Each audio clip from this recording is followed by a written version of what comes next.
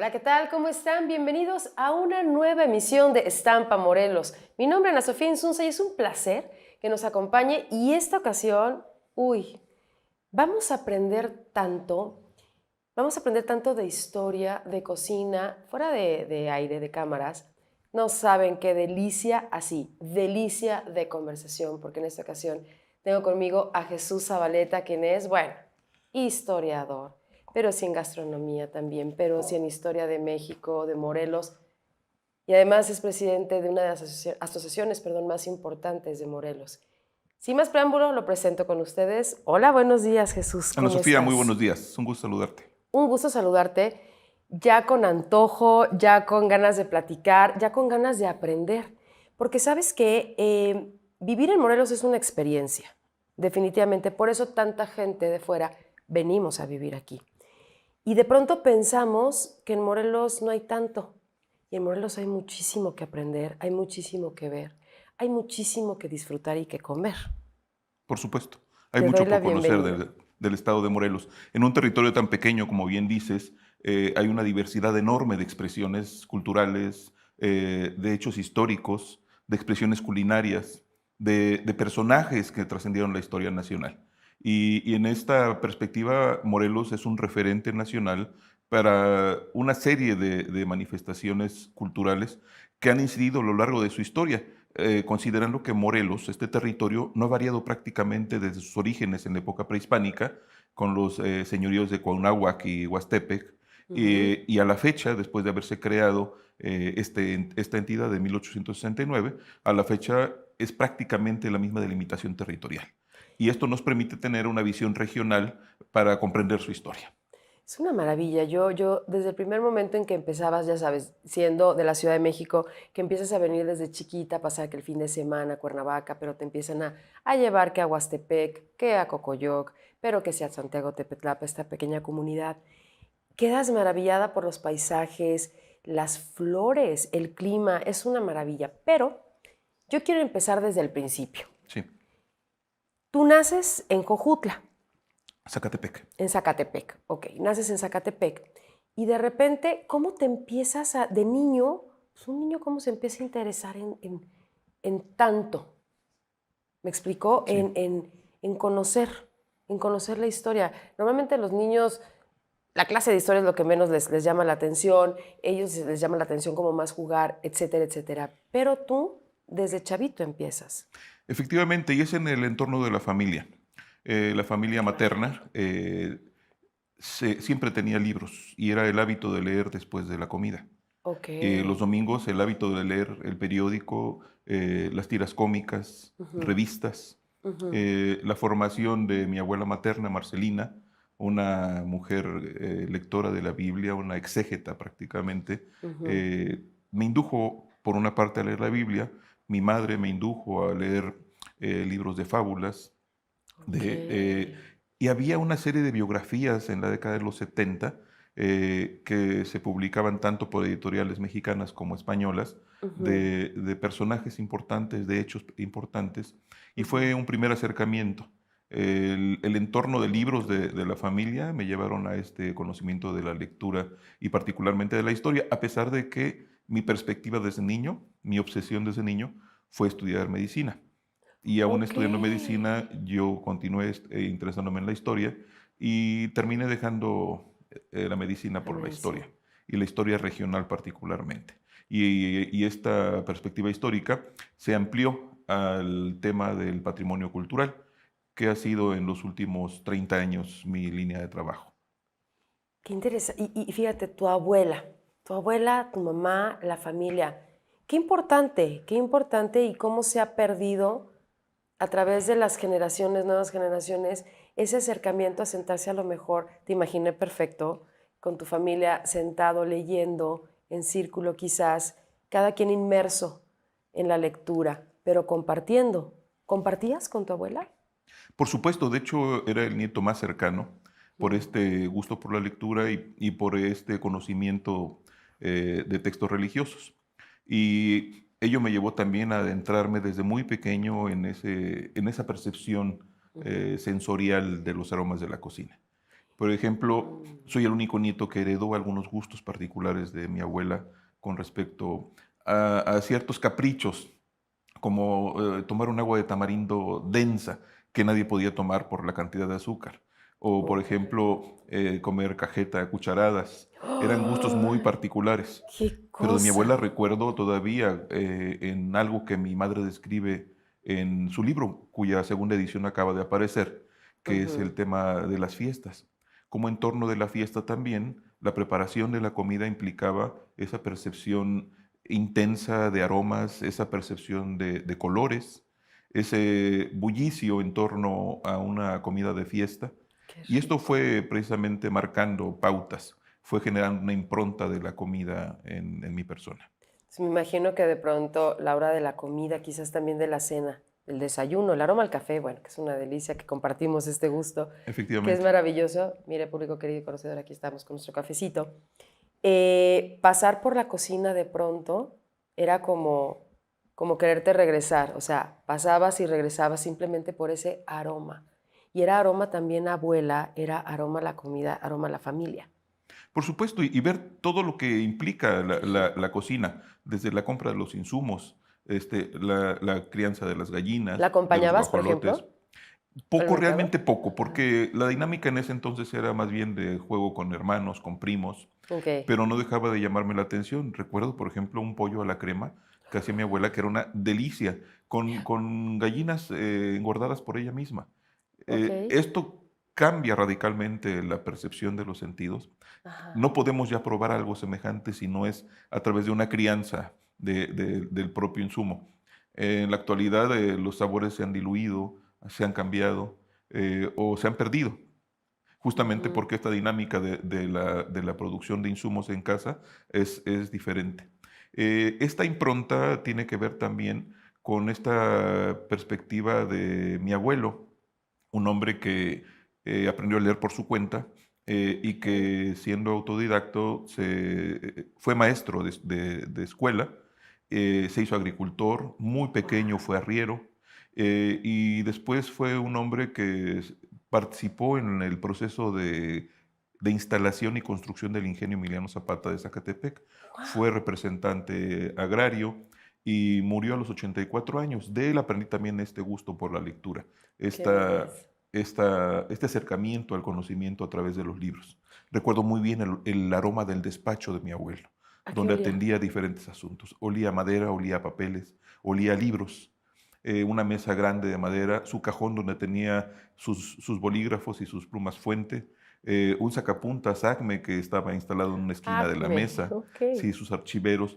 Este contexto obviamente también me llevó a acercarme al conocimiento a través de los libros y de los documentos. Y de hecho heredé parte del archivo de mi abuelo que contiene cosas extraordinarias y que implican una parte de la memoria que se va perdiendo en el tiempo y que si no es a través de los documentos no podemos conservar. Fíjate cómo se ha perdido, por ejemplo, en estos tiempos, hasta esta bendita cultura de leer el periódico en la mañana. Leer el periódico impreso. Así El es. olor, el olor al papel del periódico es, a mí me encanta, a mí se me hace maravilloso. Ya leer el periódico en digital dices, híjole, no sé, no es lo mismo. Pueden catalogarnos de anticuados, pero coincido contigo. La Mm, sensación táctil es fundamental, no solo es lo visual. padrísima, Es el aroma, es la claro. textura, es el mismo ruido al pasar la página del periódico o de Ajá, una revista. Yo no claro. concibo la lectura si no es a través de un libro físico. No. Obviamente, si no hay alternativa, tengo que recurrir a la versión digital o electrónica.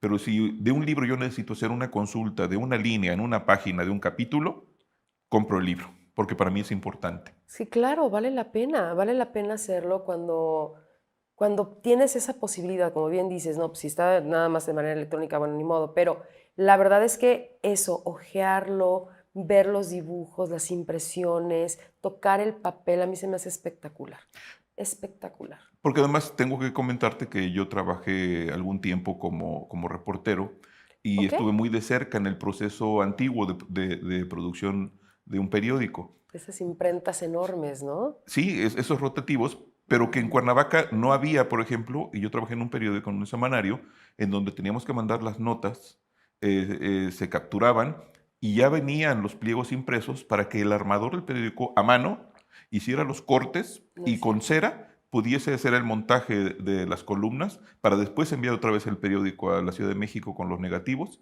y Ujú. poderse hacer la impresión. O O sea, era un sea, trabajo artesanal extraordinario. claro, o sea, haz de cuenta, llegaban como en planillas Así es. y entonces con la cortadora esta, ¿cómo se llama? Pues sí, No, ¿cómo se lo cortaba? hacía a pulso, a cálculo visual, ni siquiera medía. No es Tal cierto. experiencia tenía el armador que lo hacía a pulso, diseñaba el periódico y Ajá, recuerdo todavía el aroma de la cera que se ponía a derretir exprofeso para poder ajá. adherir las tiras de las columnas en la maqueta. Y entonces ya enviar el periódico para los negativos. O sea, artesanos desde el punto de vista que tú lo veas, Por aquí en supuesto. Morelos, ¿no? Sí, y en mi formación también como editor, Ujú, estar a pie de máquina viendo pruebas de imprenta, ujú, estar viendo pruebas de color, estar trabajando a espaldas del diseñador, identificando problemas de interlineado, de interletrado, mm. hacer la selección tipográfica, las familias, definición de las cajas, es decir, todo lo que el mundo editorial representa y que es una forma diferente de abordar lo que el libro representa. No, pues es un gran amor, definitivamente lo estoy viendo la lectura desde el punto de vista nuevamente desde que lo veas. Y me voy a regresar otra vez, poquito. Sí.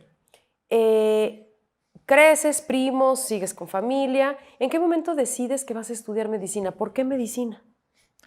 Son los elementos que a veces parten de prejuicios, con la idea de romántica, de que el médico puede ser uno de los salvadores de una familia, de una comunidad, de una sociedad. Ya sé. Siempre hay personajes emblemáticos y uno lo ve en las historias, lo ve en textos, lo ve en películas, donde los personajes principales de una comunidad son el médico, el maestro, el abogado, el sacerdote. Ujú, el profesionista. Sí, pero básicamente esas cuatro figuras que Ujú, son los que inciden en una sociedad por su conocimiento especializado. ujú. Y un tiempo estuve interesado en irme al seminario, pero siempre me resistía a los uniformes Ok, y también me resistía al pensamiento impuesto.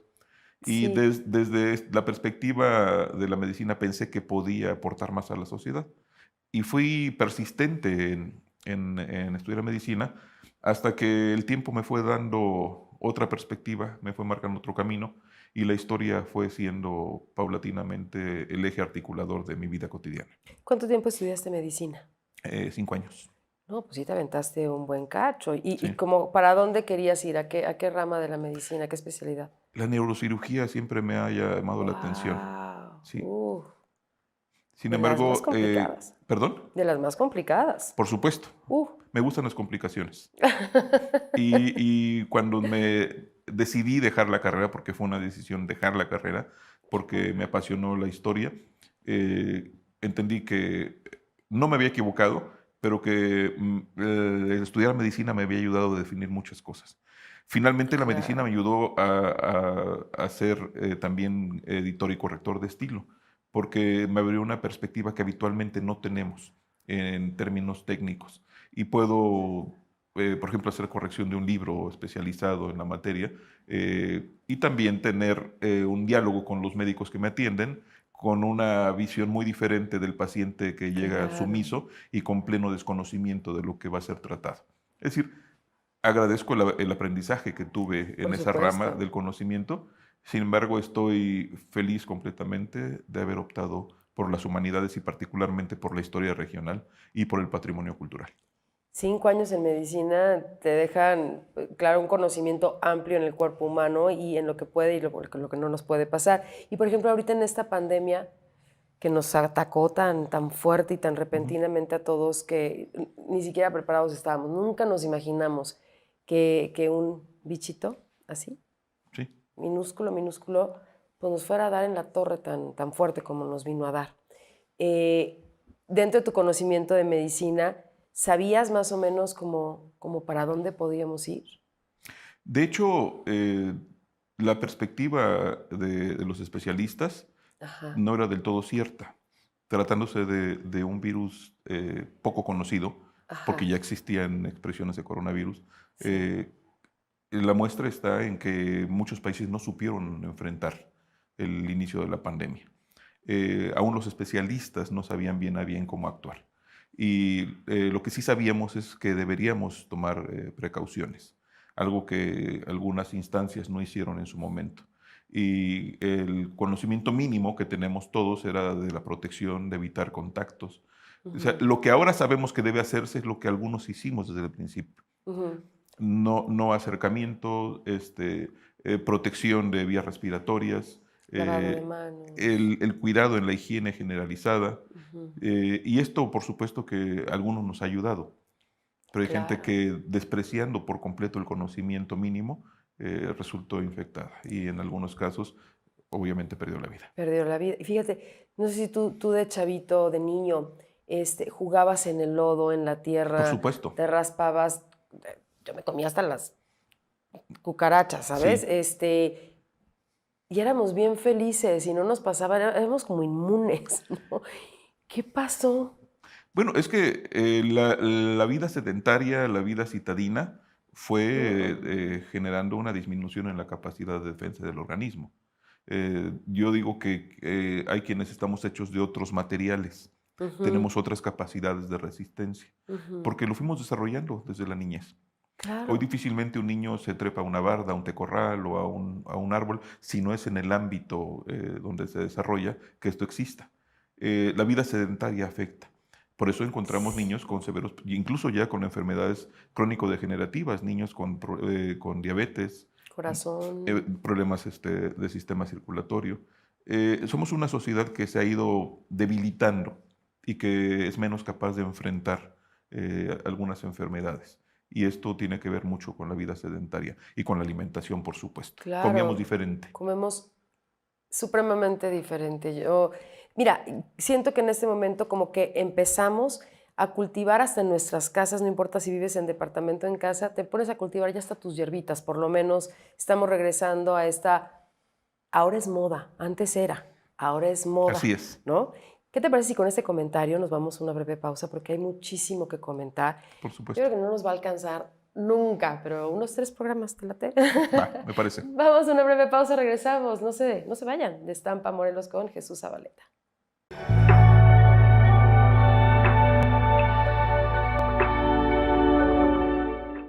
Lo más relevante de la información local y también del acontecer de la vida diaria lo vas a encontrar aquí. Síguenos a través de nuestras redes sociales de Lo de Hoy Morelos en nuestra segunda emisión de 2 a 3 de la tarde y la tercera de 8 a 9 de la noche. Por supuesto, también en el canal Televisión Abierta 10.1 ViX Televisión. Todo tiene un motivo, todo tiene un porqué. Muchas personas que no conocemos el trasfondo. Aquí, en las dos caras de la moneda, descubriremos verdaderamente quiénes son los políticos, qué lo incitó, cuáles fueron sus verdaderos motivos. No hay nadie totalmente bueno ni totalmente malo. Los seres sociales y culturales que componen nuestro estado, incluso México o el mundo. No te lo pierdas en Lo de Hoy Morelos y en ViX Televisión.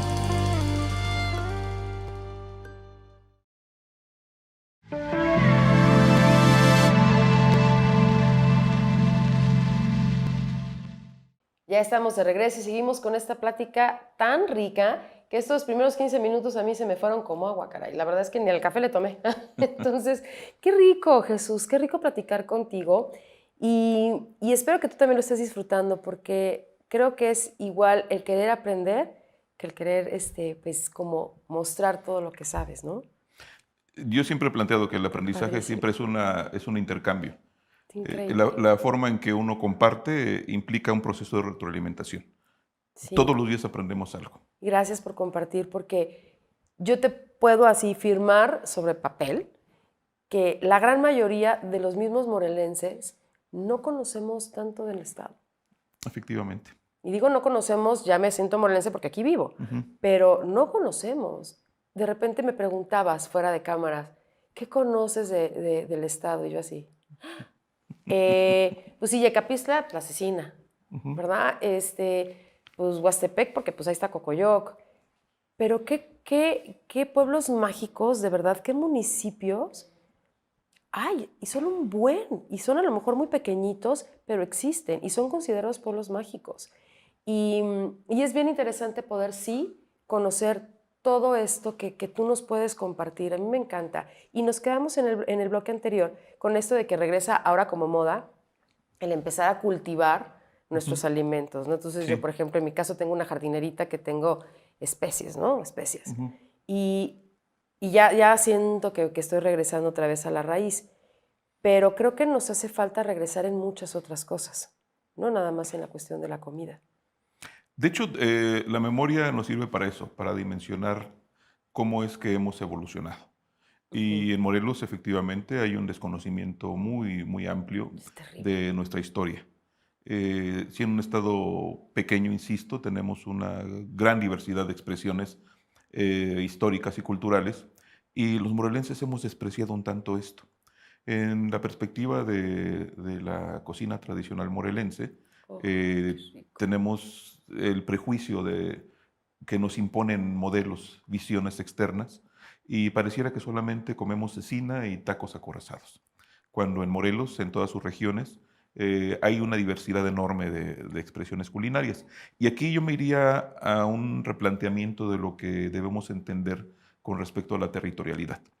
No podemos dividir las expresiones culturales o históricas solo en función de los actuales límites municipales, porque si no dimensionamos en la perspectiva de las regiones, de lo que éramos antes de que se creara el Estado, antes de que se crearan los municipios que ahora conocemos, no podemos entender ese desarrollo. Y, por ejemplo, la zona sur del estado de Morelos está más vinculada a la zona norte del estado de Guerrero que los Altos de Morelos, que en los Altos de Morelos tienen mayor vinculación con el sur de la Ciudad de De la Ciudad de México, México. el Estado de México y el Estado de Puebla. Y así en cada región, por ejemplo, la zona poniente está vinculada con la región oriente de la franja poniente del Estado de México. Y esto nos permite entender por qué hay diferentes percepciones, por qué hay diferentes identidades. Una vez una servidora pública me preguntaba cómo dividir en regiones al estado de Morelos. Yo le preguntaba si era en términos políticos, si era culturales, si era geográficos, climatológicos. Hay diferentes formas de apreciar Sí. la territorialidad. Y si es en la perspectiva de la cultura, de la historia y de la cocina tradicional, nos encontramos con una serie de vínculos que existen entre todas las regiones. Y doy un solo ejemplo, el caso del mole verde. Mole verde se hace en todo el país y hay en el estado de Morelos diferentes expresiones. Sin embargo, hay algunos que se destacan por ciertas características. En mi particular punto de vista, el mole verde de Sosocotla es el mejor mole verde que se prepara en el estado de Morelos.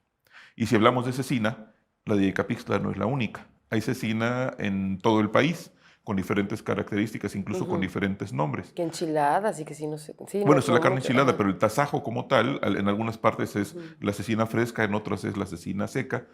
Y en Morelos podríamos identificar por lo menos 3 tipos de cecina por sus características, no solo la de Yecapixtla, sino también la de Puente de Ixtla y la de Jojutla.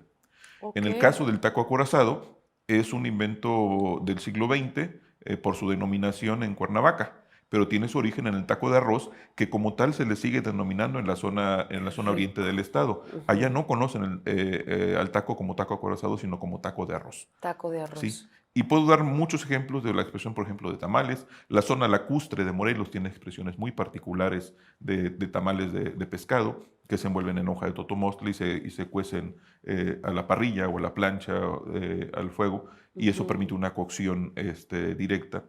Y, por ejemplo, la carne de puerco con ciruelas, que es muy particular también. ¿Esa de dónde es? Esa no- Es de la zona sur del estado, aunque donde hay ciruelas se produce.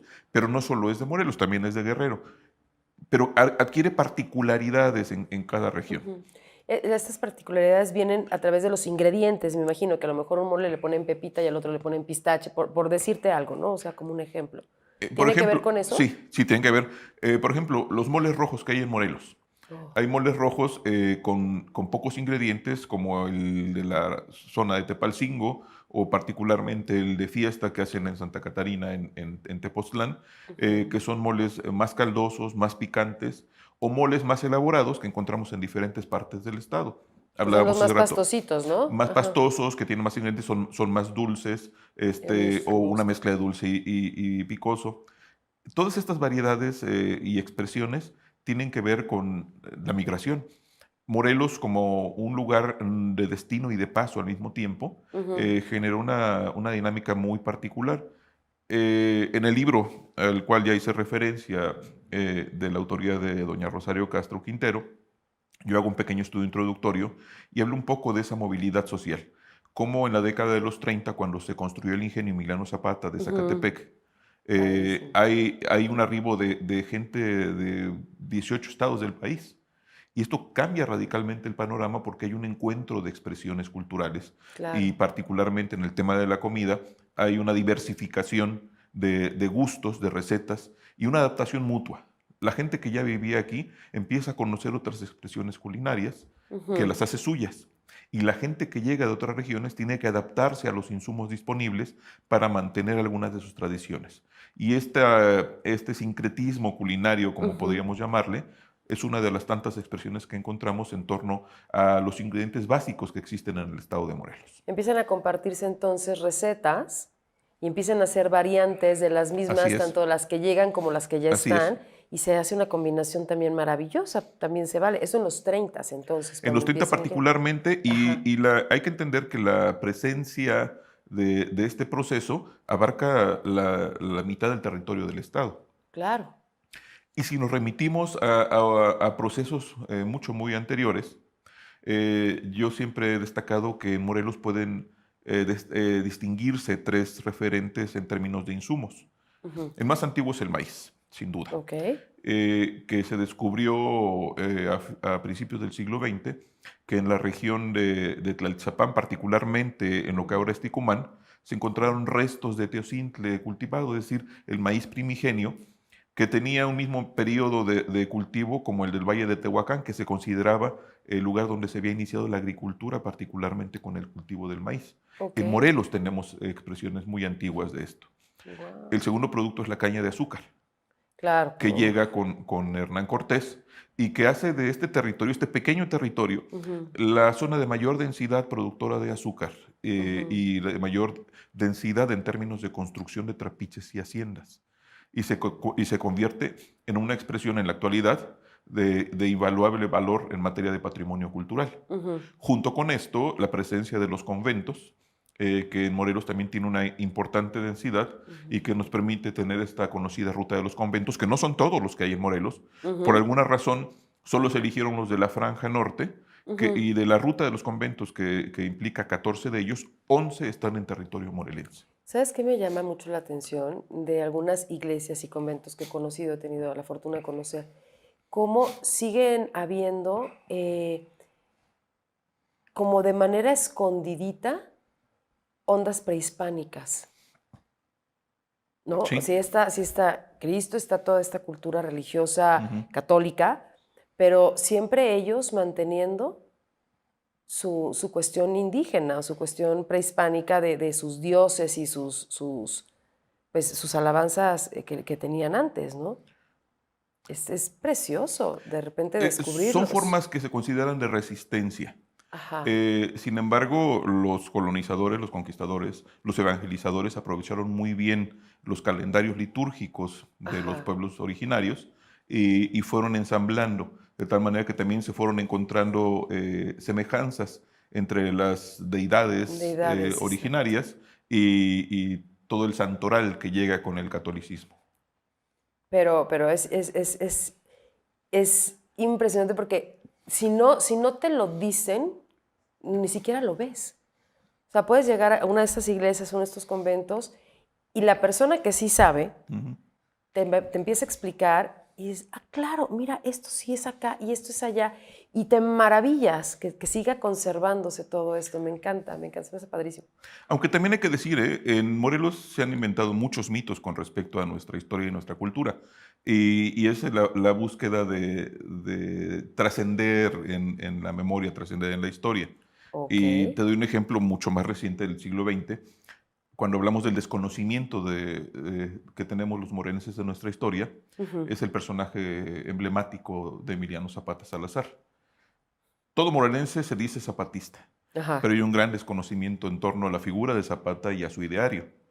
Por ejemplo, se nos ha enseñado que tierra y libertad fue el lema de Zapata. Jamás en los documentos del Ejército Libertador del Sur, aparece Tierra y Libertad como lema.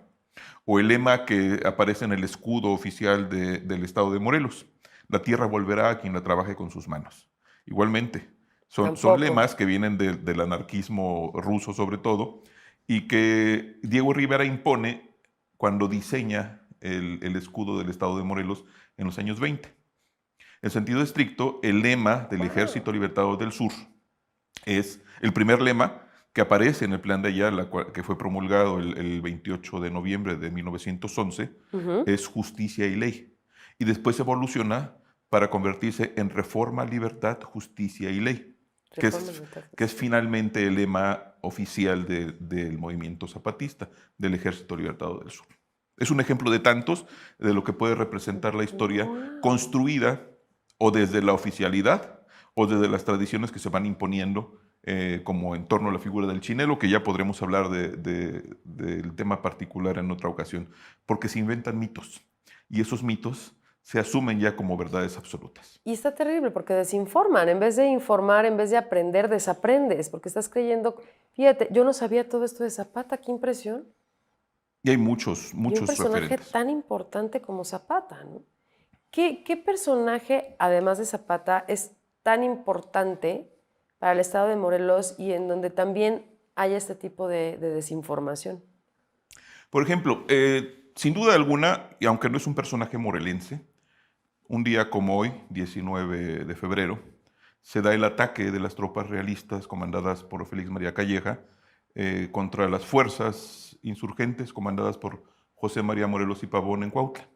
Se da el primer ataque, que es el preámbulo del sitio que se establece y que durante 73 días sostienen los insurgentes. A partir de hoy. Así es. ¿Por qué es importante el sitio de Cuautla? Porque yo siempre afirmo que en Cuautla José María Morelos y Pavón y los insurgentes alcanzan la gloria. Si no hubiesen sostenido el sitio y hubiese sido tomada la plaza y hechos prisioneros o asesinados los insurgentes, otro rumbo hubiera tomado el movimiento independentista. Pero en Cuautla, José María Morelos y Pavón le da la importancia al movimiento al haber vencido al ejército realista, y hay referentes importantísimos. El propio Calleja, años después, reconoce la capacidad de Morelos al haber sostenido durante tanto tiempo la plaza. O sea, el propio derrotado reconoce la grandeza de Morelos.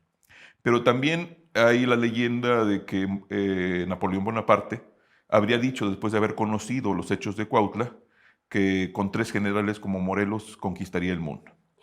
El propio Wellington, vencedor de Napoleón, al dar su opinión a pregunta expresa sobre los hechos de Cuautla, dijo que demostraba la inteligencia del defensor de la plaza y la torpeza de quien la atacaba.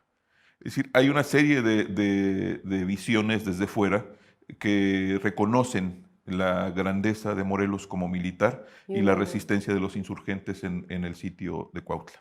Porque siempre es como el cura Hidalgo, ¿no? La figura más importante de la independencia. Y pues sí, Morelos, Allende, pero estas cosas, por ejemplo, de la visión de afuera de Morelos está increíble. Pero además, mira, por ejemplo, y tocas el tema, efectivamente, se nos ha impuesto desde el ámbito nacional, desde el discurso oficial, que Hidalgo es el padre de la patria.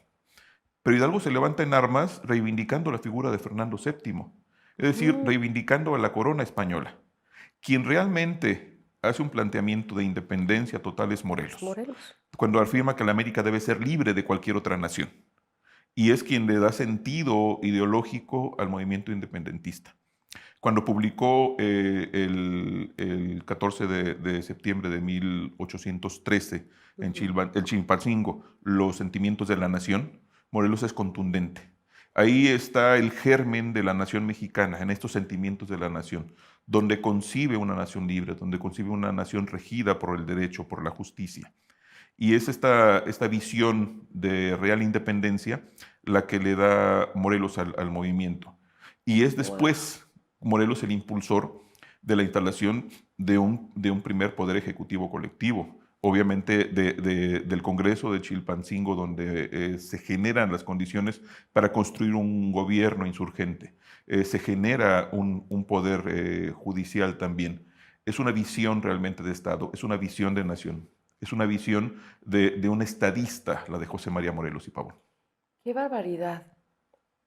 Te lo juro, estoy impactada y desde hoy en adelante sí mis respetos para don Miguel Hidalgo, pero Morelos ya es para mí el Te doy nuevo... un referente. ¡Qué bárbaro! Hace 2 años, 3 años, encontré una obra que se publicó en Washington en 1893. Sí. Es una obra que se llama El sitio de Cuautla, la batalla Bunker Hill de México. Un historiador, Walter S. Logan, historiador y abogado neoyorquino, plantea que hay una comparación posible entre la batalla de Bunker Hill y la batalla del sitio de Cuautla. La batalla de Bunker Hill es la más emblemática batalla norteamericana en su proceso de independencia. Y lo que hace Logan al comparar las dos batallas es reconocer que Hidalgo hizo un levantamiento desordenado y que no llevó sino al crimen y al saqueo. Y que quien realmente le dio sentido militar e ideológico al movimiento independentista fue José María Morelos y Pavón. En 1893 lo planteaba Walter S. Logan. Nos vamos a quedar con esto que está... ¡Ay! Estoy así, impactadísima. No se vayan, regresamos a Estampa Morelos porque todavía hay muchísimo más.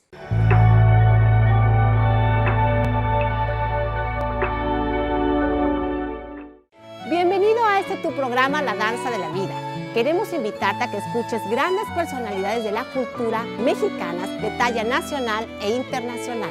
Todos los domingos a las 7 de la noche en lo de Hoy Morelos y Dix Televisión.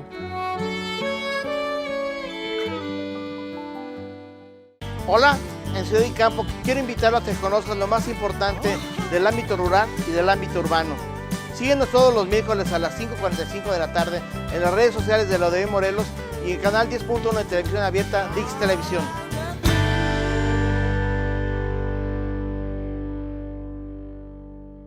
Para comenzar el día bien informado, acompáñenos de lunes a viernes de 8 a 9 de la mañana en la primera emisión de Lo de Hoy Morelos con Dulce Maya. Síganos en nuestras plataformas de Lo de Hoy Morelos, aquí por el canal 10.1 de televisión abierta.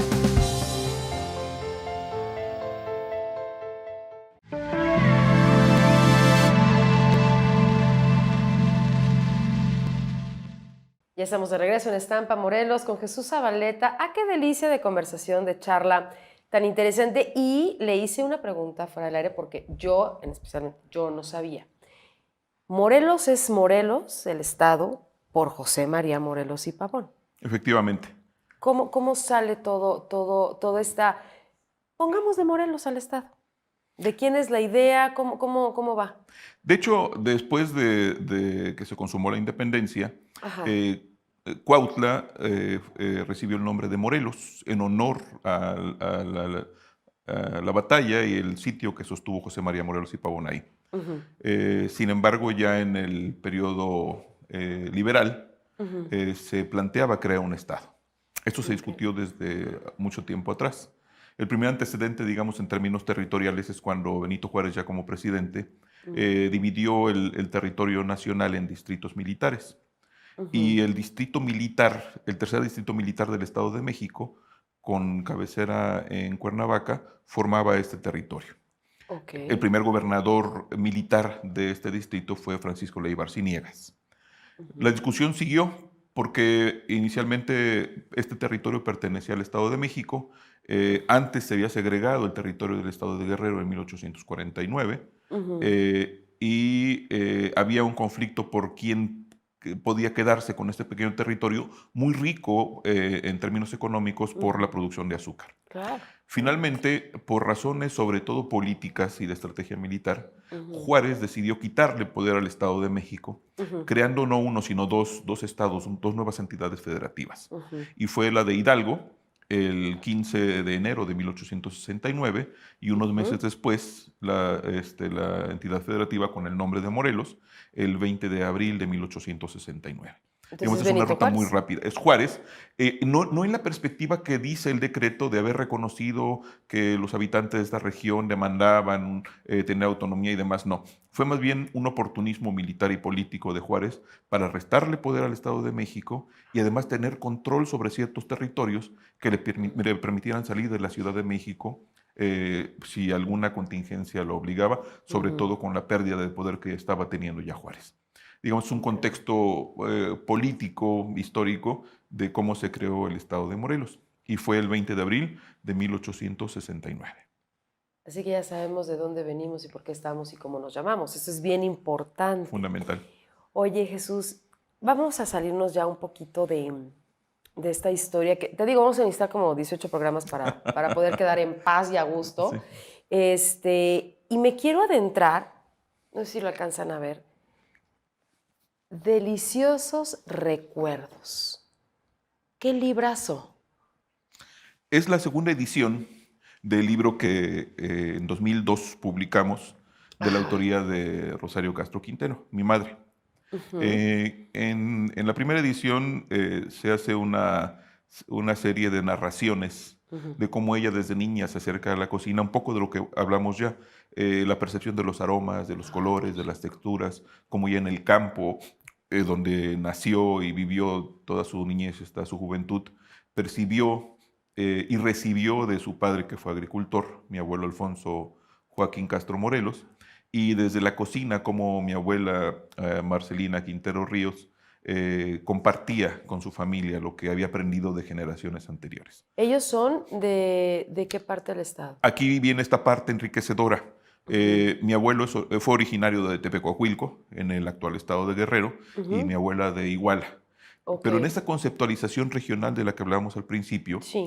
los límites eran muy otros, era otra la dimensión de lo que representaba la región sur de Morelos, porque había una migración permanente en estas dos regiones del norte de Guerrero y sur de Morelos, por razones familiares, comerciales, bélicas, de todo tipo, que implicaba este intercambio. Entonces, estas dos regiones de los actuales dos estados de Morelos y Guerrero, tenemos visiones, percepciones, tradiciones y recetas muy semejantes. Es parte de una dinámica regional histórica.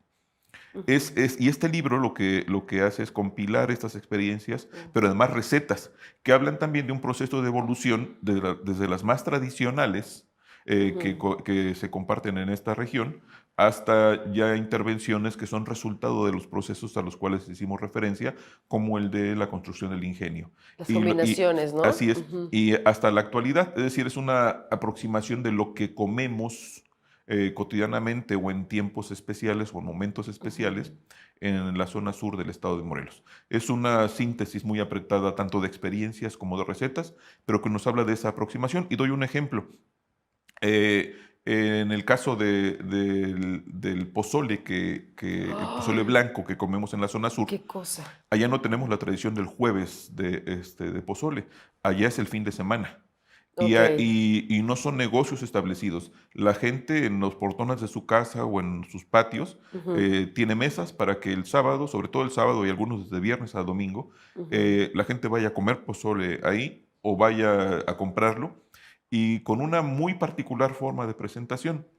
El pozole completo que comemos en la zona sur de Morelos, obviamente debe prepararse con cabeza de puerco, y debe servirse con un tamal de sesos de res que se prepara ex profeso, chicharrón, aguacate, huevo duro, obviamente la carne de la cabeza, y acompañado de tostadas o de tacos que pueden ser de muy diferentes guisos. De lo que quieras.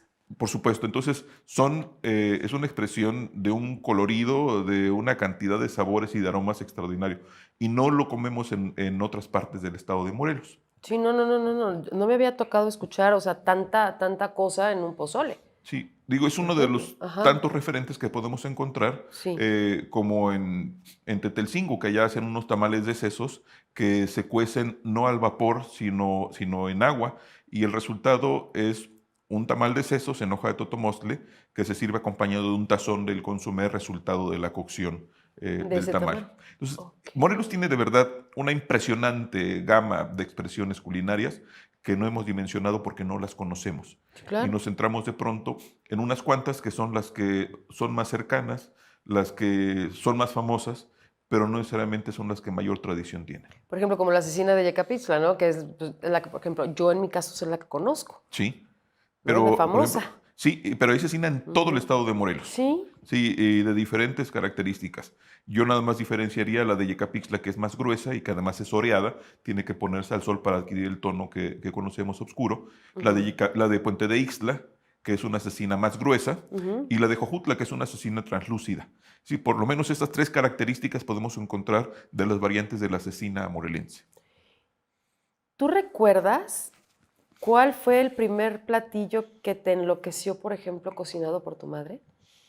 Es que son varios, pero Es el que uno más. de mis favoritos es el caldo blanco, el caldo de res, Ok. que se prepara con chambarete, con costilla Ay, qué y con verduras, rico. col, zanahoria, nabo, chayote, jotes, elote, calabacitas, y que se sirve con una deliciosa salsa verde de tomate manzano y chile serrano con ajo, cruda, una salsa cruda, y unas tortillas a mano, por supuesto. Es una cosa deliciosa. Y si no se les antojó, mienten. Y vale la pena decir que es costumbre en la familia preparar tal vez el doble de lo que se vaya a comer ese día, porque es igualmente delicioso degustar un puchero. El puchero se hace con lo que sobra del caldo, se desmenuza de manera grosera con las manos, no hay que picar, se despedaza, Ajá. y se fríe con aceite de oliva y se sirven tacos con salsa verde. Eso es habitualmente el almuerzo del otro día, que es una delicia también. Ay, qué rico. Y aparte para los que lleguen, porque seguramente con esto les ha de caer gente, claro, Por supuesto. a comer sin Y invitación. los aromas son Ya extraordinarios. sé. Es totalmente identificable el aroma cuando se está preparando caldo blanco en casa. Y tú cocinas, por supuesto. Sí, por supuesto. ¿Cuál es, no tu platillo favorito para comer, sino el que más disfrutas hacer, cocinar desde agarré y piqué y dije? Prácticamente todo, aunque sí también en un proceso autodidacta mi madre aprendió no solo la cocina de la familia, sino cocina internacional. Y, por ejemplo, de mi madre aprendí a hacer un beef bourguignon, que no es comida tradicional, Ajá. pero yo puedo presumir que mi beef bourguignon es delicioso. Ok. Pero aprendí también a preparar, por supuesto, mole, desde la fritura de los ingredientes hasta el molido y el sazonado. O igual aprendí a hacer tamales, que son parte de la tradición en la Wow. familia. Y prácticamente todo lo he hecho. Hay una receta muy particular que viene de la familia paterna, Ok. de mi abuela Leonor, que son unas tortas de sesos de res en salsa verde, que son rebanadas de sesos capeadas y preparadas en una salsa de tomate y chile con mucho epazote y aros de cebolla, que son delicatessen. O sea, Hijo, qué pero además rico. tienen cierto grado de complejidad en su preparación por la consistencia de los sesos. Oye, y en este libro, Deliciosos Recuerdos, ay, mira, te lo juro que siento hasta el aroma, no me lo vas a creer, pero es impresionante. Tenemos un recetario, no han como pensado en esta idea maravillosa, nos harían un paro a todos, de verdad, sería sensacional, hacer de verdad un recetario per se. ¿No? De hecho, fíjate Tal que cual, qué rico. el año antepasado me invitaron de la Universidad Autónoma del Estado de Morelos a un proyecto que era la integración de un expediente para ser entregado a la UNESCO, buscando el reconocimiento de las fiestas morelenses como patrimonio mundial. Uf. Y el expediente que hicimos fue dedicado a Tetela del Volcán, en el marco de la conmemoración de Semana Santa y particularmente de la imagen del Santo Entierro y los personajes que en torno a la imagen se representan en Semana Santa, sobre todo los sayones. De ahí derivó un texto que yo ya tenía avanzado sobre fiestas tradicionales del estado de Morelos. Es un libro que está prácticamente terminado, estamos en proceso de diseño y a la par generamos otro texto con una selección de imágenes de comida tradicional morelense. Y consta que digo comida y no cocina, porque hay cosas que degustamos que no necesariamente pasan por la cocina. Sí. O sea, hay insumos directos que vamos y los compramos y que son parte de la cotidianidad. Y no es lo que encontramos en restaurantes, sino lo que encontramos en mercados, en fondas, en puestos, en esquinas. Gente que en la calle está vendiendo ciertas En cosas. cocheras, sí. O incluso lo que se perdió ya, lo que dejó de hacerse.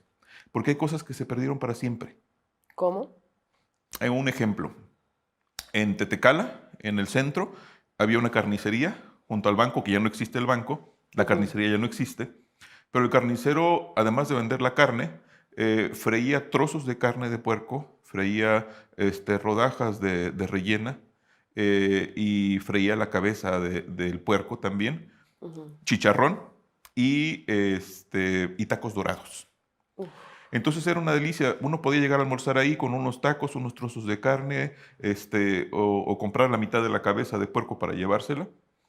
Y enfrente estaba un señor que vendía nieve de pepino, de betabel, de zanahoria y de jícama. Qué rico. Exquisito. Murieron ambos personajes y jamás se podrá volver a probar lo que ellos hacían. Se acabó. Son las cosas que pueden quedar registradas, pero que se pierden para siempre. Qué tristeza. Y qué tristeza que, por ejemplo, digo, yo no sé si a lo mejor estos señores tenían parientes o no. Sí, Y y lo no aprendieron. siguieron. Y no aprendieron.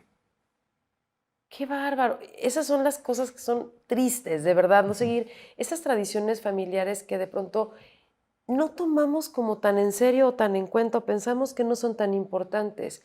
Qué padre y me parece maravilloso que tú sí nos las puedas compartir. Es que es una forma de reivindicar lo que las personas desde la perspectiva de su compartir amoroso con los demás, Justo eso. que es el elemento que se destaca en este libro. Si haces algo con gusto, si cocinas algo con gusto, es para compartirlo con amor a los demás. Y así como es de intangible el amor, es demostrable en muchas formas, la cocina tiene esa paradoja de que considerada como un patrimonio intangible o inmaterial, por su esencia etérea, dura el instante en que se prepara y se degusta, no deja de ser un referente material, porque lo percibimos con los sentidos. Sí, Como decía, totalmente. los aromas, los colores, los ruidos en la cocina son fundamentales. Lo Lo que el gusto te dice, e incluso lo que el tacto, al seleccionar los insumos en el mercado, te lleva a dimensionar cómo es que vas a preparar y para quién lo vas a preparar. Es un poco de lo que nos habla doña Rosario en su libro. Definitivamente para mí, yo creo que uno de los actos de amor más grandes, y sí es cierto, es la cocina. Tú cuando estás cocinando, te imaginas a lo mejor la cara de tus hijos, te imaginas la cara de las personas que invitaste a comer, a cenar, y te gusta atender. Es como todo un ritual, es desde empezar a elaborarlo hasta atender, ¿no? Servir, atender, invitar. Y desde el momento en que lo estás haciendo, lo estás cocinando, sale de aquí, sale de la entraña, cómo lo estás haciendo. Es un acto de amor maravilloso. Sí, es un darse a la otredad. Sí, definitivamente. Y hay muchas cosas que hablar de la cocina. Decías, ¿no? Los ruidos de la cocina, hasta desde cuando se te caen los sartenes, ¿no? Que es un ruido así, Sí. Cuando empieza a hervir la sopa, cuando empieza a oler el café en la mañana. Es todo un ritual entrar y es un viaje, tal cual. Entrar a la cocina es maravilloso. Necesito que me hables de algo bien importante porque se nos está acabando el tiempo y esto no me gusta. Les digo 18 programas más. Tenemos un congreso importante. Efectivamente. Como antecedente, te comento que en 2014 y en 2018 realizamos 2 congresos nacionales sobre cocina tradicional mexicana. Ay, qué rico. En ambos tuvimos casi 80 participantes de todo el país. Ok. En el último incluso hubo una delegación peruana que nos compartió su experiencia en términos de la salvaguardia del patrimonio culinario peruano. Y para este año decidimos hacer un tercer congreso, ahora con carácter internacional. Vamos a realizar el Congreso Internacional sobre Cocina Tradicional Mexicana con el tema de 500 años de mestizaje culinario. Qué delicia. Este año estamos conmemorando ese encuentro tan complejo, tan doloroso, tan duro, que fue este encuentro de 2 mundos, como se le ha llamado. Una conquista sanguinaria, donde hubo muerte, donde hubo sufrimiento, pero que inevitablemente fue el punto de partida para entender lo que ahora somos como cultura mestiza. Este encuentro, que además no fue solo el momento de hace 500 años, sino en el transcurso de esos 500 años, cómo hemos ido integrando elementos culturales, incluso genéticos, de otras regiones del mundo, y es lo que nos toca reflexionar en este quinto centenario. Y lo vamos a hacer desde la comida. ¿Qué somos en la actualidad? Desde ese encuentro de hace 500 años y cómo se ha ido enriqueciendo y transformando este proceso en torno a la cocina. Este Congreso Internacional sobre Cocina Tradicional Mexicana se realizará los días 14, 15 y 16 de octubre. Estamos en este momento en el proceso de la recepción de ponencias, de resúmenes de ponencias, que serán evaluadas por un comité técnico con especialistas en la materia, para de ser seleccionadas estas propuestas, ser solicitadas las ponencias íntegras, que serán presentadas en este marco del Congreso Internacional sobre Cocina Tradicional Mexicana. Entonces, si yo estoy interesada en entrar y participar en estas ponencias, ¿a dónde me puedo comunicar? ¿Cómo hago yo llegar mi material? Ahí tenemos varios portales que estamos difundiendo y hay un correo electrónico que vamos a compartir. Básicamente hay un perfil que tenemos que es el de la Sociedad para el Patrimonio Cultural. ¿Donde eres presidente? Efectivamente, es una asociación que creamos justamente con esta perspectiva de la salvaguardia del patrimonio cultural morelense. Ahí encuentran las bases para poder participar. Tenemos al 30 de junio para enviar resúmenes de ponencias y el 31 de agosto se estará emitiendo ya el listado de las ponencias aceptadas. ¡Qué delicia! Ha sido una delicia platicar contigo. Yo creo que sí, producción, por favor, háganos el paro, ¿no? Está increíble porque se fue aparte rapidísimo. Es una delicia platicar contigo, es un gusto conocerte, es un gusto aprender de ti y un gusto que compartas con nosotros tanto que sabes y poder conocernos más, podernos enraizar más, que yo creo que es bien importante, agarrar raíz. Efectivamente, hay que reconocernos en nuestra historia, reconocernos en nuestra memoria y reconocernos en nuestra cultura. Es correcto. Muchísimas gracias, Jesús Zabaleta. Gracias a ti. Pero sobre todo, gracias a usted por el favor siempre de su atención y de acompañarnos. Nos vemos en la próxima. Muchas gracias.